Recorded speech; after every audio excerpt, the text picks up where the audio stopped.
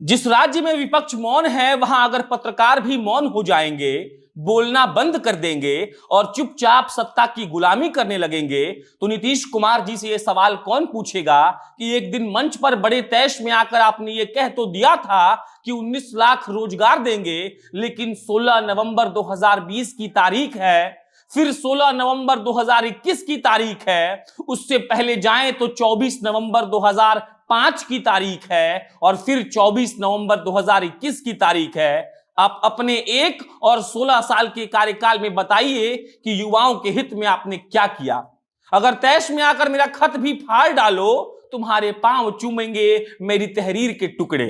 किसी ने यह सोचकर यह शेर नहीं लिखा होगा कि एक दिन बिहार की राजनीति के 16 साल से राजकुमार बन बैठे नीतीश कुमार, उनकी अनदेखी का शिकार युवाओं के हित में एक पत्रकार एक दिन जोर जोर से चिल्लाकर यह बोल रहा होगा, लेकिन नीतीश जी तैश में आकर के उस दिन कहा गया आपका और आपकी समर्थक पार्टी भाजपा का यह वादा कि 19 लाख रोजगार देंगे आज भी सवाल बनकर खड़ा है।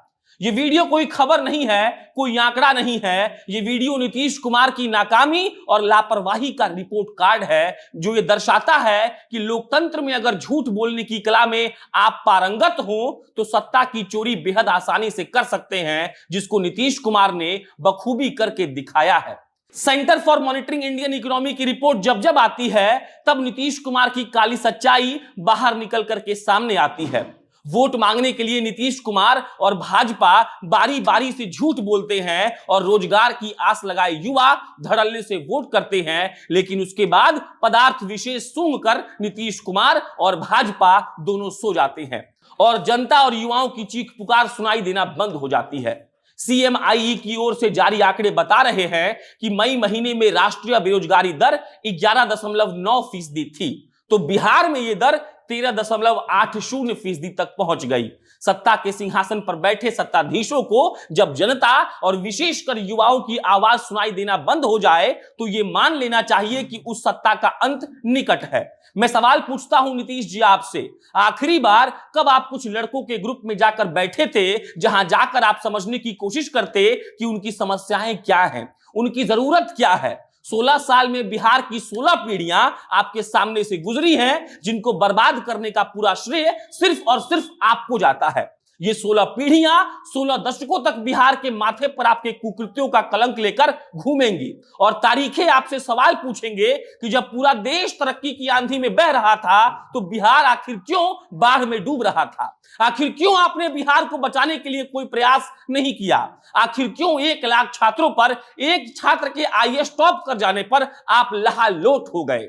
इस सवाल का जवाब देना होगा कि आपने क्यों शिक्षक अभ्यर्थियों के ऊपर लाठीचार्ज करवाया। अपने हक की बात कर रहे और बिहार को बदलने में योगदान देने की बात कर रहे शिक्षकों के ऊपर आपकी पुलिस की लाठियां क्यों टूटी। राष्ट्रीय औसत से दोगुनी बेरोजगारी रखने वाला बिहार कहां से देश की बराबरी करने की स्थिति में लगता है। 19 लाख नौकरियों का वादा करके सरकार हथिया लेने वाले नीतीश कुमार को क्यों नहीं लोकतांत्रिक चोर कहा जाए। झूठ बोलकर युवाओं को गुमराह करके वोट लेना अगर अपराध की श्रेणी में आता तो नीतीश कुमार अब तक 8-10 बार उम्र कैद की सजा काट चुके होते।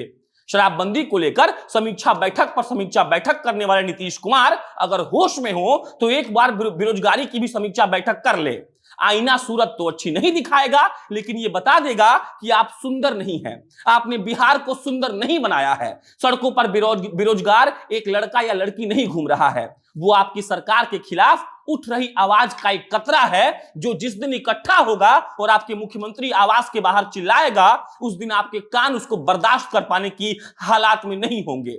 महिलाओं के हित की बात करने वाली बिहार सरकार, जो अभी महिलाओं को भी रात में काम करने का माहौल बनाने का बात कर रही है, लेकिन एक बार सोचे और देखे ये बात, इस युग में जहां लड़कियां अब राफेल जैसे लड़ाकू विमान उड़ाने की तैयारी में हैं, वहीं आज भी बिहार की महिलाएं घर और घूंघट की आड़ में हैं। 15 साल से ऊपर और 30 साल की केवल 4.3% महिलाएं ही नौकरी कर रही हैं। और बिहार का विकास कैसे होगा इसके बारे में समझने के लिए बस इतना सोचिए कि यहां 10% से भी कम सैलरी पाने वाले लोग काम कर रहे हैं। इतने से आंकड़े से अंदाजा लगाया जा सकता है कि बिहार कहां जा रहा है। जब आदमी के पास नियमित रोजगार ही नहीं होगा तो अपने घर तक को आगे नहीं ले जा सकता, तो राज्य को कहां लेकर जाएगा। 15 से 29 साल के व्यक्तियों के बीच केवल 28% रोजगार। यह बताता है कि बिहार के युवा बिहार के लिए क्या कर सकते हैं। बाकी नीतीश जी बताइएगा, बिहार कैसे बदलेगा? कैसे बदलेगा बाढ़ में डूबता बिहार? कैसे बदलेगा अपराधियों के कब्जे वाला बिहार? कैसे बदलेगा टूटी सड़कों वाला बिहार? कैसे बदलेगा बेरोजगारों वाला बिहार? कैसे बदलेगा भूखमरी वाला बिहार? कैसे बदलेगा गरीबी की रेखा के नीचे जीता बिहार? और हम इंतजार करेंगे आपके जवाब का कि कब आप आए और प्रेस कॉन्फ्रेंस करके बताएं कि हां, ऐसे बदलेगा बिहार। धन्यवाद।